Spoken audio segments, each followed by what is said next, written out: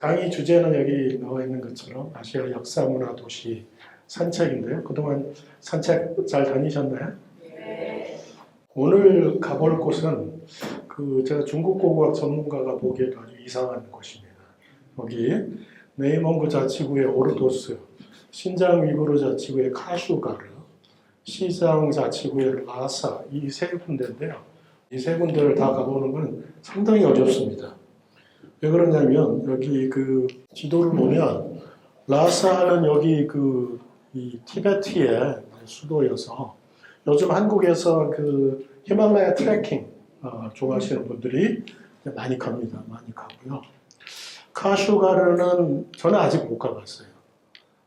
카슈가르는 이 실크로드를 중심으로 해서 이제 중국의 가장 서북쪽은 중앙아시아에 들어갑니다. 그래서 중앙아시아가 이제 동부중앙아시아, 신장, 서부중앙아시아는 우즈베키스탄, 타지키스탄, 키르기스탄, 스탄으로 끝나는 5개국, 그게 이제 서부중앙아시아고요. 신장에서도 저희가 주로 많이 가는 곳은 우르무치 이런데 아니면 하미과로 유명한 그런 데 많이 가는데 카슈가르는 제일 서쪽 끝이에요. 여기 키르기즈스탄하고 거의 국경이고 역시 가보기 어렵습니다. 오르도스도 정말 가보기 어렵거든요. 원래 중국의 전체적인 지형 이렇게 보이지만 중원 지역이 여기 이제 시안 이런 허난성, 샨시성 이런 곳이 있는데 대체로 중국의 많은 문화적인 자극이 이제 아시아 대륙의 서쪽에서 옵니다. 서아시아에서 여러분들이 서아시아에 다들 고고학 관심이 있으시니까 메소포타미아 문명도 있고 또 그런 서아시아 야금술, 청동기, 철기 이런 야금술이 이제 동아시아보다 2,000~3,000 년, 빠른 데는 한 2,000년 이상 빨리 출현을 하니까 서아시아는 문자가 기원전 한 3,100년, 이제 동아시아는 문자가 기원전 1,300년, 이제 이렇게 차이가 나는데 어찌됐건 서아시아의 발달한 문명이 이렇게 동쪽으로 중앙아시아를 거쳐서 올 때 예전에 어떤 고고학자가 이 중국에 이렇게 도착하는 외래 문명, 서방에서 온 문명이 이렇게 연결되는 반달처럼 연결되는 지역에 이렇게 먼저 도착했다. 이런 주장도 있었습니다. 그래서 전혀 관계가 없지는 않고요.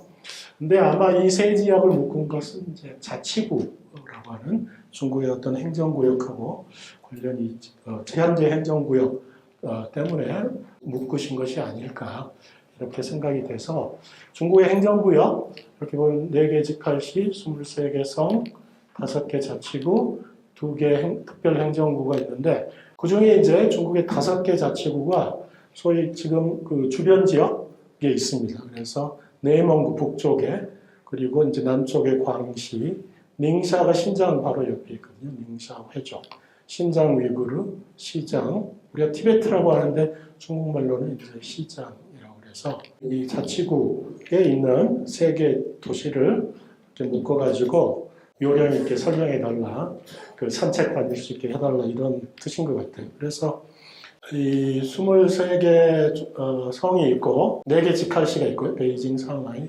텐진, 충칭. 베이징, 상하이는 여러분이 이미 다녀오셨고 그리고 이제 23개 성하고 5개 자치구가 있는데 지금 자치구에 내몽구, 광시, 신장, 티베트, 닝샤 이렇게 있는데 그래서 여기에 각각 성에 혹은 자치구에 수도들이 있습니다.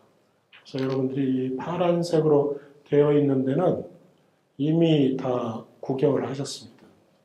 다 구경을 하셨고 그래서 모두 21개이던데 그중에 이제 3개 오늘 보시게 되는데 티베트의 성도 라사는 있지만 내몽구는 후어하우터를 가지 않고 오르도스를 가고요. 신장도 우르무치를 가지 않고 카슈가를 갑니다. 그래서 그런 이런 행정구역에 이제 저희가 3군데 가야 됩니다. 먼저 갈 곳이 이제 오르도스라고 부르는데요. 오르도스는 보통 영어에서 주로 쓰는 용어이고요.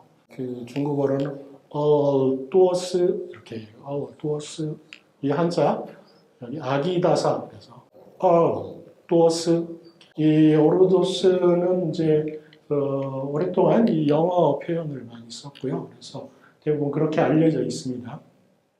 몽골이에요. 몽골 말입니다. 그래서 이 그 내몽고 자치구에는 이제 몽골의 언어도 있고 또 몽골 문자도 있습니다. 이 자치구이지만 구분되는 독특한 자기 고유의 언어와 문자가 있는데 그래서 몽골어 궁전이 여러 개 있다 이런 뜻에서 그 단어에서 유래한 것입니다.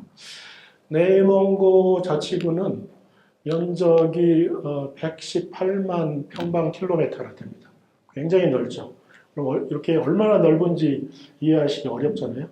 우리 남한에 비교해서 얼마나 될까요? 남한이 98,000 이렇게 딱 말씀하시는 분 계시면 좋습니다.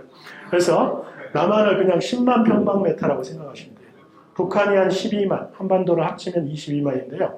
그러니까 그냥 남한을 10만 평방미터라고 보면 이제 거의 12배 이렇게 되는 거죠. 그러니까 우리 한국에 비해서 어느 정도 크기 굉장히 그 넓은 지역인데 인구는 한 2,400만 명 정도 있고 그래서 여기에 몽고족이 많이 살아서 그 이후로 여기 몽고족 자치구라고 내몽고 자치구라고 했지만 현재는 이제 갈수록 한족의 숫자가 계속 늘어나고 한족이 이주해서 오기도 하고 그 몽고족의 숫자는 이제 비중이 줄어들어가지고 전체 인구의 5분의 1이 안 됩니다. 몽고족이 자치구이긴 하지만 그런데 여기 이제 내몽고라고 하는 것은 외몽고라고 하는 것은 대체 대조적인 그런 개념입니다. 그래서 내몽고하고 지금 몽고공화국하고 이렇게 갈라지게 된 것은 20세기 초에 여기서는 자세히 얘기 안 하지만 20세기 초에 이제 소련이 그 외몽고 지금 몽고를 위성국으로 먼저 만들었어요. 위성국을 만들고 그리고 나서 이제 그 중화민국 이렇게 수립하고 행정구역을 만들 때 몽고족이 많이 사는 이 지역을 행정구역으로 만들면서 이제 그 위쪽에 있는 거를 흔히 외몽고라고 부르니까 여기를 내몽고라고 부르는 거죠. 그래서 그 같은 몽고족이 같은 민족이긴 하지만 그 몽고하고 중국하고 관계가 그렇게 별로 좋지 않기 때문에 경쟁 관계 있고 그래서 이제 내몽고도 이렇게 내에 있는 몽고족들을 생각하고 지금 몽골에 있는 사람들 생각이 조금 차이가 있습니다. 그래서 여기 내몽고는 그런 내용이고요. 그 중에 이제 오르도스시의 면적이 87,000평방미터, 인구가 215만 명, 역시 한족이 88%나 되고 몽고족은 11%입니다. 이 오르도스 지역에서 이제 그 주목되는 것은 이제 청동기 시대 문화인데요. 청동기 시대 주카이고라고 하는 유적의 조사된 문화를 중심으로 기원전 2000년에 1400년경까지. 왜 중요하냐? 주카이고 문화에 처음으로 청동기가 사용이 됩니다. 청동기를 제작하고 사용이 되는데 그 제작한 청동 야금술은 아마 이제 서아시아에서 중앙아시아를 거쳐서 동아시아에 왔을 때 이제 제일 먼저 그 조금 전에 보여드렸던 신장이라든지 내몽고라든지 이런 지역에 먼저 도착하고 중국 동북지방에도 도착하게 됩니다. 그 이후에 마오칭거 문화 역시 청동기 시대 문화이고요. 오르도스 문화, 오르도스 문화라고 하는 것이 이제 발달한 청동기 문화로서 많이 알려져 있습니다. 그래서 그 문화가 있고 연대는 기원전 800년, 150년, 대개 150년 정도 뭐 그 이전으로 이렇게 하기도 하지만 이 오르도스 문화 이후는 저희가 이제 보통 흉노라고 하는 문헌 기록에 나오는 집단의 역사가 충분히 있기 때문에 흉노 문화로 구분하죠. 그래서 여기 주카이고, 마오칭고 그리고 오르도스는 청동기 시대입니다. 흉노 문화의 발상지라고 할 수가 있고요. 그래서 또 나중에 몽골 제국의 이제 그 징기스칸 가묘가 오르도스 이지노로 기에 있습니다. 기라고 하는 거는 이제 그 흉노 때도 있지만 북방 초원유목 민족이 이 자기들의 영역을 구분을 할 때 큰 단위가 뭉친다, 서로 연맹한다는 그리고 맹 밑에 각각의 기치를 들고 있다, 깃발을 들고 있다 그래가지고 맨 밑에 기가 있습니다. 그 중에 이제 그걸 가져와서 이 행정부에게 이 오르도스는 기, 이 표현을 씁니다. 현 같은 것이 일종의. 그래서 내몽고 자치구는 여기 동북지방의 끝에 여기서부터 시작해가지고 서남 방향으로 쭉 아까 한반도의 거의 12배 정도 되는 면적 중에 여기 오르도스가 이제 있습니다. 그래서 중앙 정도에 위치하고 있는데 주목할 거는 아마도 지금 여기 파란 선이 그 하천의 선을 보여주는데요. 황허라고 하는 큰 그 북중국의 하천이 이렇게 이 서쪽에서 오다가 갑자기 북쪽으로 올라가서 아주 크게 디귿자형으로, U자형으로 이렇게 북쪽으로 갔다가 동쪽으로 갔다가 남쪽으로 내려가는 흐름을 보여주는데 디귿자형 안에 이 오르도스가 있습니다.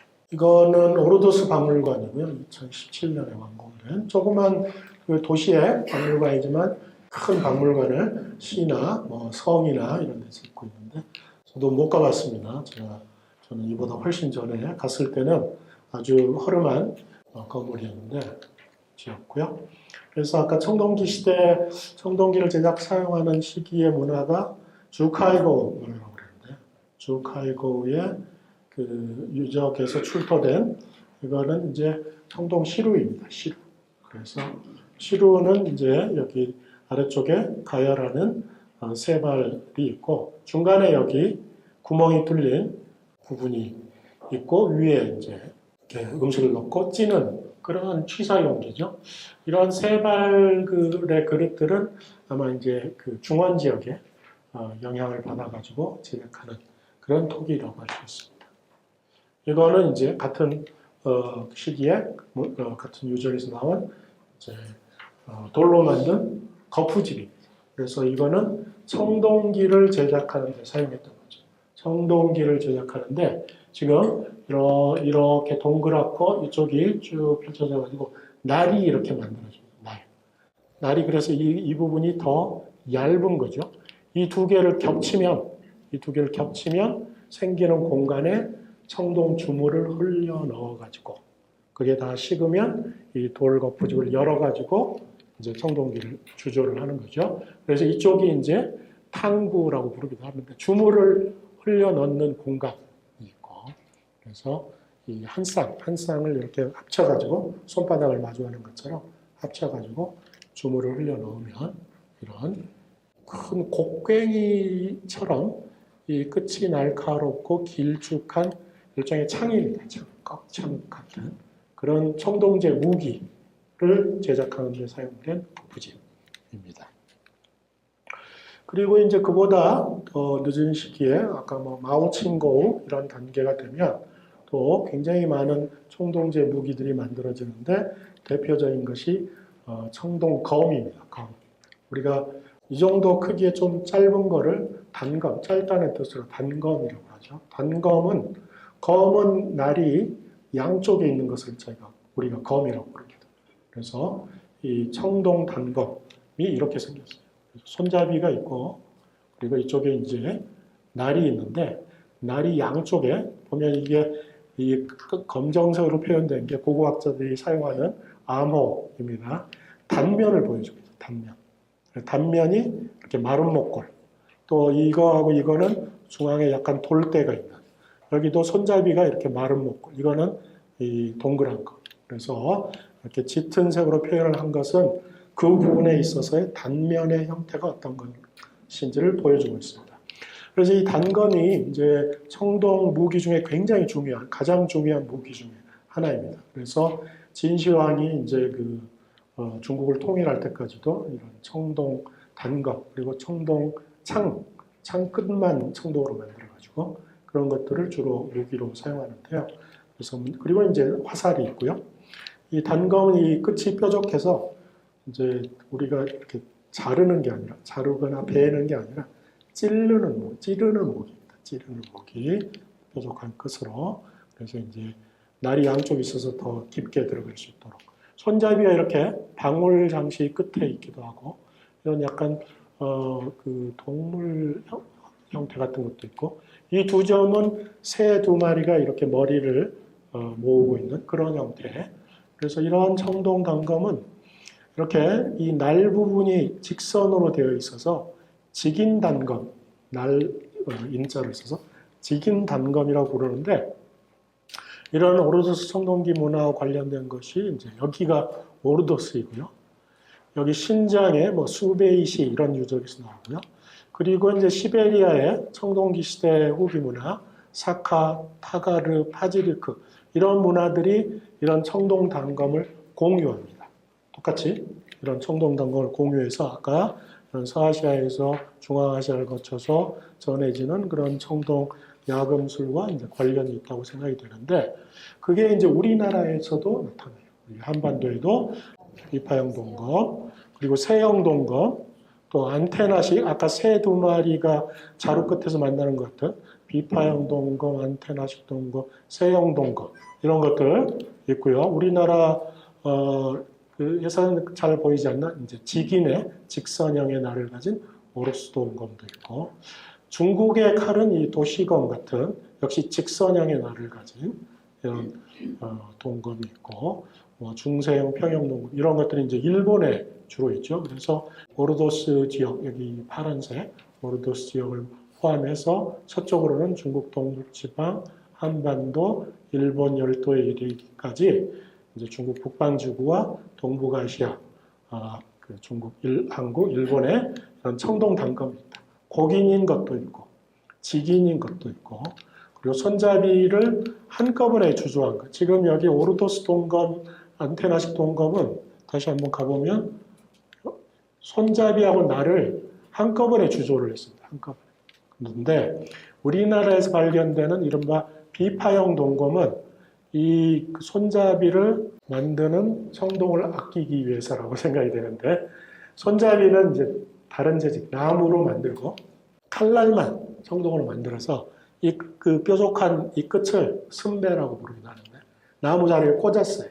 그래서 나무 자루에 꽂아가지고 여기 단검을 쓰다 보면 이게 너무 날 부분이 무거우니까 어떻게 하느냐, 나무 자루를 이렇게 T자형으로 붙이고, T자형, 그리고 이 T자형 아래쪽에다가 무거운 돌을 얹었어요. 무거운 돌을 얹어서 그걸로 균형을 잡은 것이 이제 발견이 됩니다. 그래서 이런 그 한반도하고 관련이 된다. 그 얘기할 수 있고, 오르도스는 이제 초원 유목 문화하고도 아주 밀접한 관련이 있어서 이런 동물 문양의 청동 장신구들이 많이 발견이 됩니다. 그래서 여기에 대표적인 게 이런 이렇게 동물 문양, 동물 형태를 아주 사실적으로 이렇게 보여주는 청동으로 그 장신구인 거죠.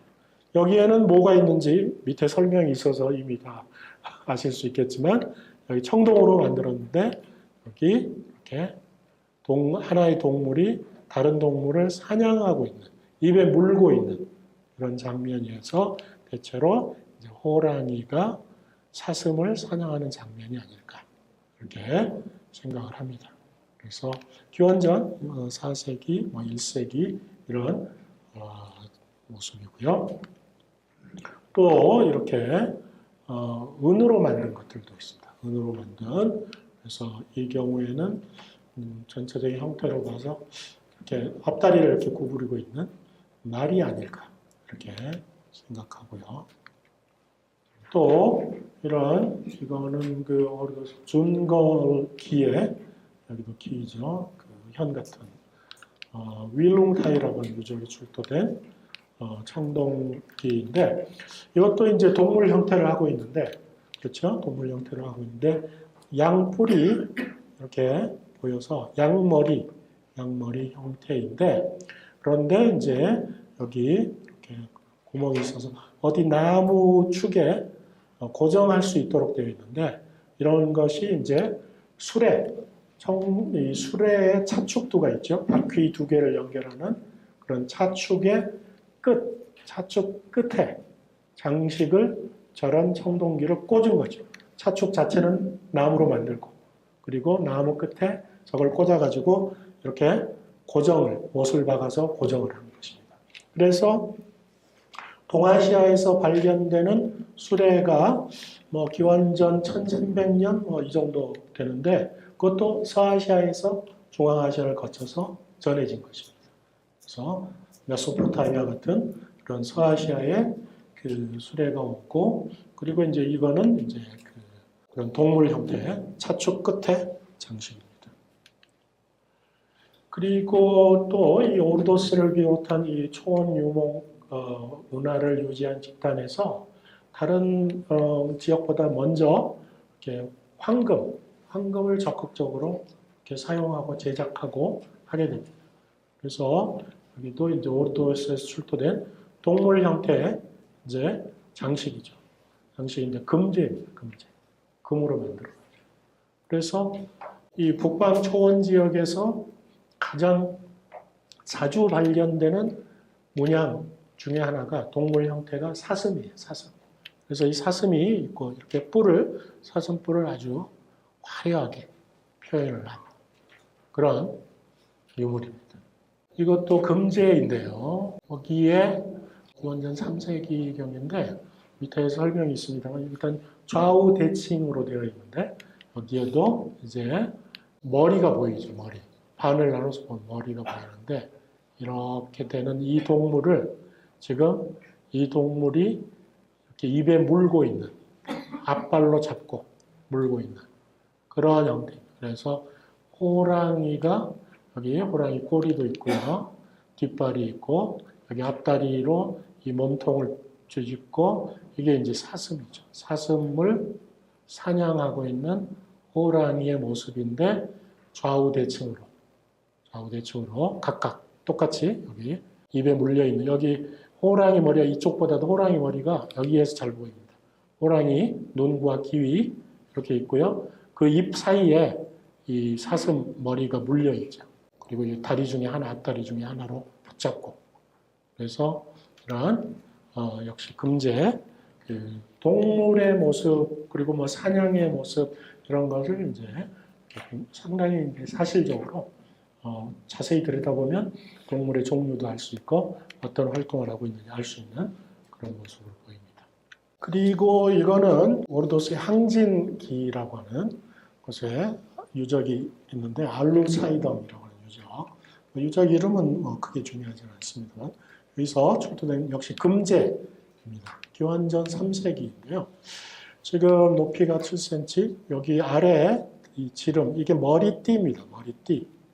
16.5cm 정도인데, 머리띠를 이마에, 이제 이마 위쪽에 이렇게 쭉 돌아서 갈 수 있도록 되어 있어요. 근데 여기 보면 이 머리띠를 열었다 닫았다 할 수 있는 이 바클처럼 고리가 있죠. 고리가 있어가지고 여기에 끼워서 머리에 장착을 할 수 있는데 여기에는 이제 길게 표현된 동물이 있습니다. 동물. 머리가 있고 몸이 있고 여기도 동물, 이쪽에도 동물이 있어요. 여기는 그래서 말처럼 보이죠. 이쪽은 뿔이 있는 양, 여기는 호랑이 이런 것이 아닐까 이렇게 생각하는. 그래서 이제 이마를 두르는 부분은 이렇게 띠로 돌려가지고 지금 한 바퀴 반 정도 하고, 그리고는 이제 모자 자체는 가죽이나 뭐 천이나 이런 걸로 만들었을 가능성이 있는데 그 모자의 윗부분 정수리 부분에 이렇게 금제로 이렇게 또 만들었는데 여기도 동물 조각이 새겨져 있고 그리고 여기에 새 모양을 하고 여기 머리에 이제 터키석, 녹송석으로 만든 새가 올라가 있어요. 그래서 독수리라고 볼 수 있는 그런 것이어서 이러한 것이 이제 주로 황금제죠. 최고의 지배자가 이렇게 착용했던 그 관이 아닐까. 그래서 만약 왕이라고 한다면 왕관. 이 시기에 이제 기원전 3세기경이 되면 그 흉노의 세력이 크게 성장을 합니다.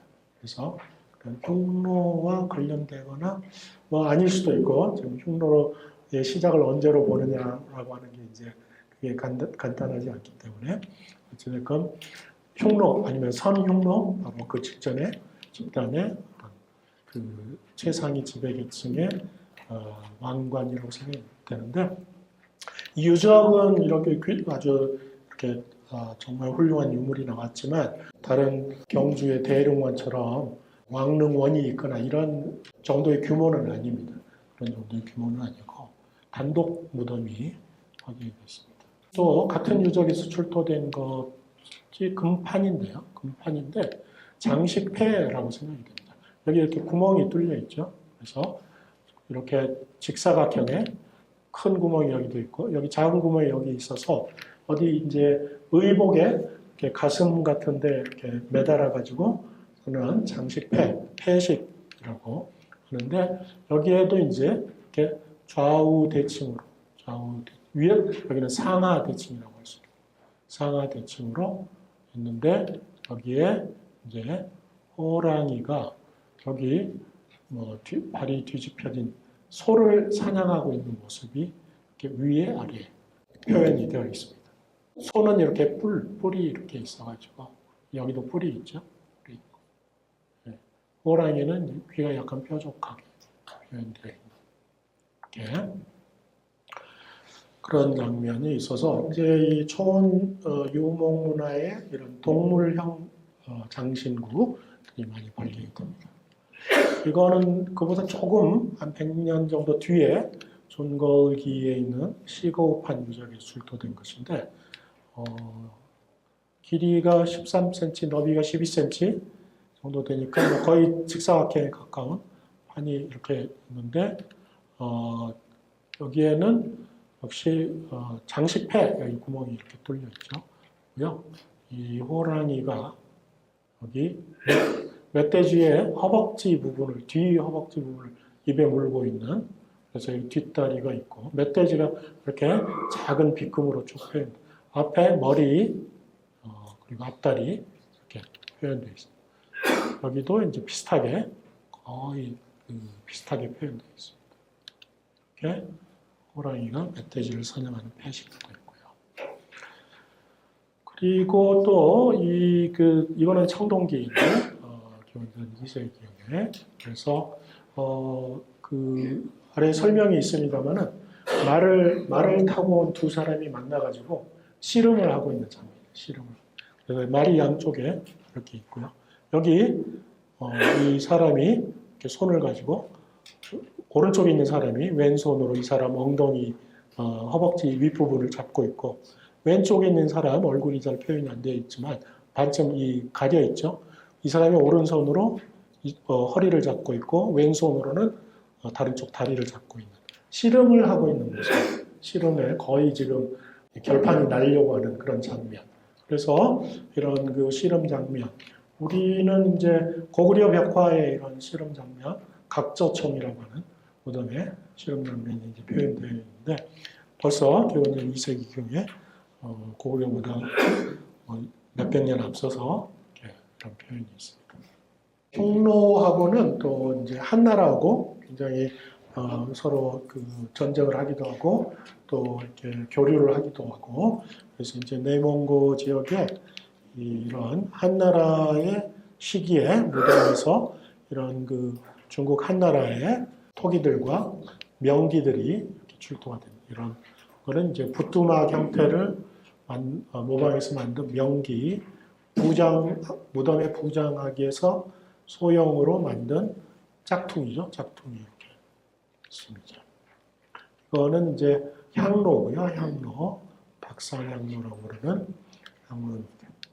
이 지역에 또 이제 늦은 시기, 조금 더 후 시기로 가면 선비족이라고 하는 역시 북방 유목민족 중에 한 집단이 있습니다. 제가 24년 가을에 그 선비하고 돌궐에 대한 강의를 했었는데 그것도 우리나라에서 돌궐 강의하는 사람 거의 없는데 저보고 하라고 그래가지고 선비하고 돌궐을 묶어서 했는데 이거는 그때는 이제 주로 중국 그 랴오닝성에 있는 선비 유적 주로 소개했는데 여기 이제 그 오르도스의 바오토우라고 하는 시가 있고 다마오기에 이런 선비 것으로 생각되는 이러한 금제 관식이 발견됩니다. 관의 장식이라고 할 수 있어요. 왼쪽은 이렇게 소머리 형태하고 있죠. 소머리. 오른쪽은 말머리 형태. 그래서 소와 말 형태를 하고 있는데 위에 이렇게 나뭇가지와 나뭇잎처럼 이렇게 만들어진 것이 이제 신라의 왕관, 금관에서도 이렇게 나뭇가지와 거기에 이렇게 심여평이라고 하기도 하는 이런 나뭇잎 모양의 장식이 있는 것들이 있는데 선비에서도 이 것들을 주로 결국 그 천이나 가죽으로 된 모자에 저거를 부착을 해가지고 이제 걸어가면 떨린다. 여기 보요라고 하는 거는 걸어가면 저 장신구가 떨린다라고 하는 뜻으로 보요라고 부릅니다. 보요. 그래서 그런 장식이 선비의 것이 출토돼서 크기도 거의 20cm 가까이 되는 그런 것들입니다. 그래서 이제 북방 초원 문화가 활발하게 청동기 시대부터 지금 역사 시대 4,5세기까지 있었던 거에 쭉 설명을 해드렸고요. 오르도스는 이제 몽골하고 관련돼서는 특별한 유적이나 뭐 역사적으로 크게 중요하지는 않습니다. 그런데 이제 오르도스의 이진호로 기에 징기스칸 릉이라고 하는 곳이 있어요. 그래서 징기스칸 릉은 징기스칸의 실제 무덤은 아니고 가짜 무덤. 징기스칸의 실제 무덤이 어디에 있는지 아직도 모르고 조사된 적은 없습니다. 몽골에서도 열심히 찾고 있고 내몽고에서도 열심히 찾고 있는데 내몽고의 이진호로기에는 이제 이 가묘를 만들어 가지고 여기 징기스칸은 성지스한이라고 하는 한자어로 성지스한 이렇게 표시를 해서 가묘가 있어서 이제 관광지화 되어 있습니다. 관광지화 되어 있습니다. 그래서 이제 중국에서는 최근에 그 중국에 있는 모든 소수 민족이 하나의 민족이다 이런 개념을 도입을 해가지고 그걸 이제 적용을 하고 있습니다. 그래서 그 하나의 민족이 뭐냐? 중화민족이라고 불러요. 그건 뭐 역사적 실체가 전혀 없지만 중화민족이라고 부르니까 몽고족도 중화민족, 조선족도 중화민족, 그래서 징기스칸도 중화민족의 영웅이다 이렇게 얘기하고 있습니다.